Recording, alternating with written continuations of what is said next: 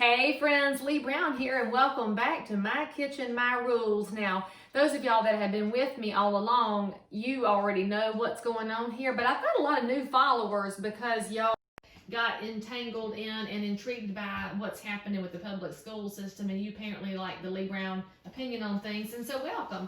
My Kitchen, My Rules, my ideas I fix in my kitchen for my family, because I started this during the pandemic to give people something new to look at, because I know y'all are tired of looking at people in your house. And so my Yankee friends, you're welcome too, because I'm going to teach you some things about the South that you had ought to know. And so today, friends, because I do believe that food brings us together, and y'all know my love language, we make pound cake. Now this is my grandmother's recipe, so don't at me with anything about things I'm doing wrong or that you do differently. I appreciate your differences sometimes, but this is my grandma's pound cake, so don't be saying anything harsh. And what we're going to start with is putting the oven at 325. Now those of y'all that are regulars to the program, you know that 350 is my go-to for almost everything I fix, but cake is kind of like barbecue, I like to cook low and slow.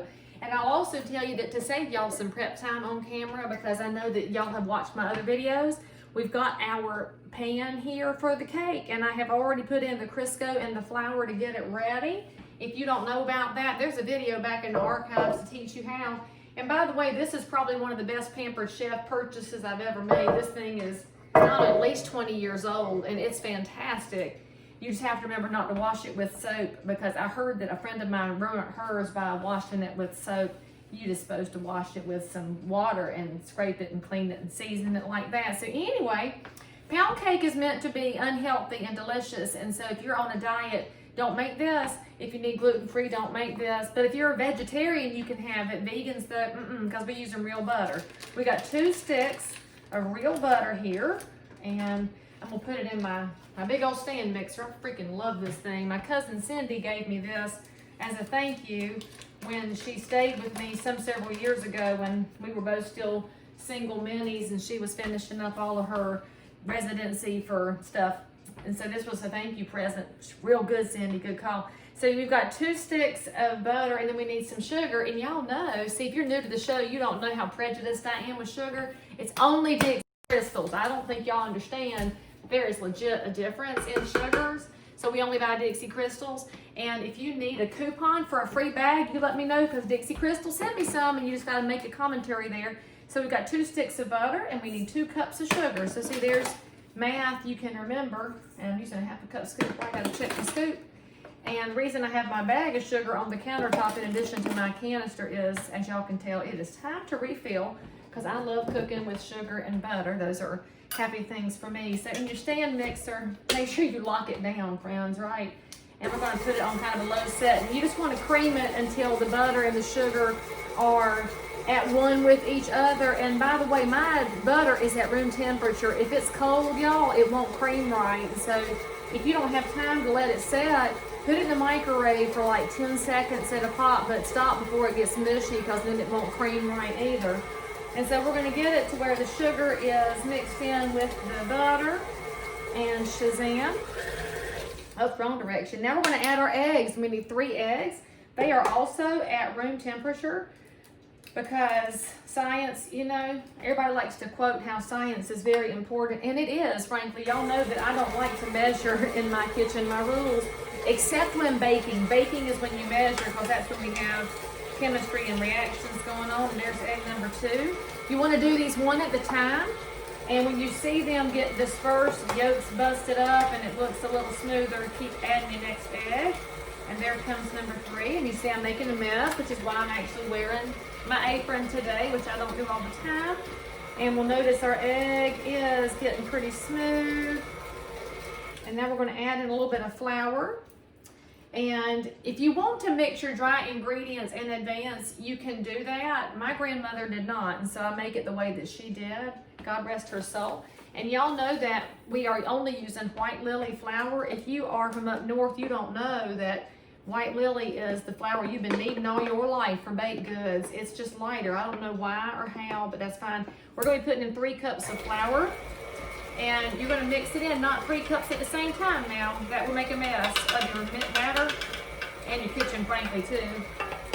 The only thing I wish KitchenAid has done is give me a little more space between the beater or the paddle and the edge of the bowl. And there's cup number 1. And now that I got cup number 1 in, I'm going to go ahead and put in a cup and a half. And then we're going to pause it for a second. Well, wrong direction, I always do that. We're going to put in our salt now, and we need about a 1/4 teaspoon of salt. Now I can measure that without my instructions because I know how much a 1/4 teaspoon is. That's yay much. And you mix it in halfway, friends, because it's going to have to react with your baking soda. Now we need a 1/2 teaspoon of this. I do measure the baking soda because I can't really hold it in my hand. And there we go. But salt has to touch your baking soda. It's one-time touching. It's very necessary right there.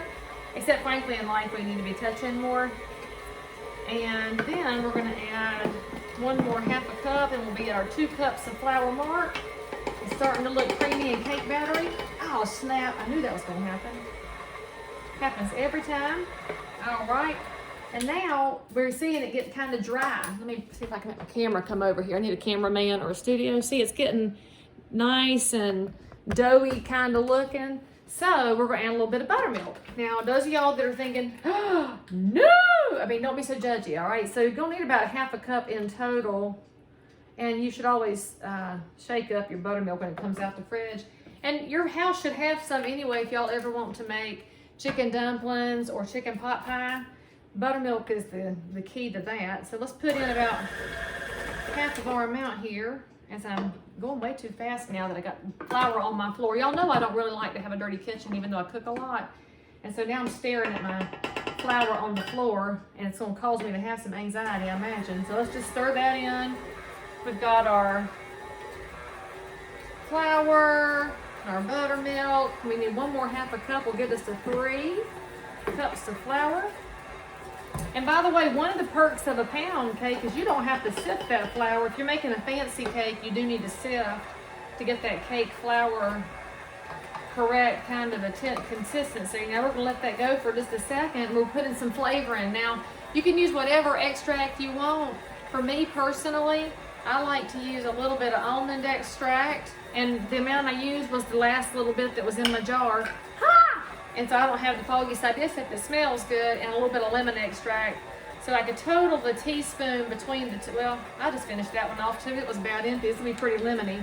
Now you could use vanilla flavoring. You can use, I don't know, orange flavoring. You could buy some cake batter flavoring, which is pretty much just the old butternut flavor. And we are pretty much mixed there. So let me get my spatula here. Scrape it down off the sides so that I can, oh, I had a little bit of flour snook up here on the paddle. Let's knock that down in there, cause you know, science, chemistry and stuff. We're gonna scrape it down off the sides. Now you notice I have stopped to scrape it down, friends. You don't want to actually just scrape forever and mix forever, because you can make this stuff tough as nails. And if you don't know, the best part of pound cake is getting it out of the pan where it's not tough, and then when you put it in the oven, we're going to jump up and down a little bit. We want a sad streak in it. Some of y'all don't like a sad streak. That's that part at the bottom that's really mushy still, even after it's baked. Frankly, if it's cake consistency all the way through, I have gone too far. All right, so now that we have got it mixed up, see, y'all thought pound cake was difficult. It is one of the easiest things to make. It freezes like a champ. Now, I'm making one single cake so that I can eat it for Sunday supper with my mom and daddy. But if I'm making these for bereavement, I will make it in little pans like y'all have seen. I've made the pumpkin bread and banana bread. I make and the fig cakes, I made those in those mini pans too. That's probably the best thing I ever bought at A.C. Moore, God rest its soul. Now they're gone. I guess I have to go to Hobby Lobby when I need some more. And that's it, y'all. Look, we're still only at the, what, 9.5 minute mark on this video. Oh, that tastes good. All right. That's the cook's perk is licking it. And then I'm fixing to call the family in here, see who wants to lick the bowl and lick the batter. Because in my house, that's going to be well, frankly, the first one up in here is going to get some of that. But I'll also be the one that cleans the toilets today, because it's time to clean the toilets. And my mama's baking a child can do that job. And those of y'all that follow me, you know we have a child in the house. My son is amazing at doing the toilet scrubbing. He learned that from his best friend. That's why your kids have to have good friendships. Teach them how to scrub the toilet, see? Things in life. Okay, now we're gonna get all of this batter in the pan. We're gonna stick it in this oven at 325, and we're gonna let her roll for about an hour to maybe an hour 20, kind of depends on your oven. And again, it depends on how much you like it cooked. And I've already given away the secret to y'all that mine has got to have a sad streak. If it doesn't have a sad streak, then it is not for me. All right, now look at this pretty stuff here. That gone that good. I kind of like that almond and lemon mix today, since I was using up extract. All right, there's your before shot. All right, friends, when you come back, I will show you. Oh man, I gotta fix my racks. Well, I'll just pause it, fix my racks, and see y'all in an hour and a half. Okay, so this is the weirdest thing you have to do making your pound cake. Now, my grandmother had 8 kids and 18 grandkids, and so there was always a parade of people in the kitchen. And my kids are, of course, teenagers, and so they're nowhere near a camera when it's around. And so what you gotta do is jump up and down near your stove, make some big racket. This is your cardio for the day. You need to be really aggressive in the space near your oven so your pound cake can get a sad streak. Secret tip for y'all. All done, and here's your final result.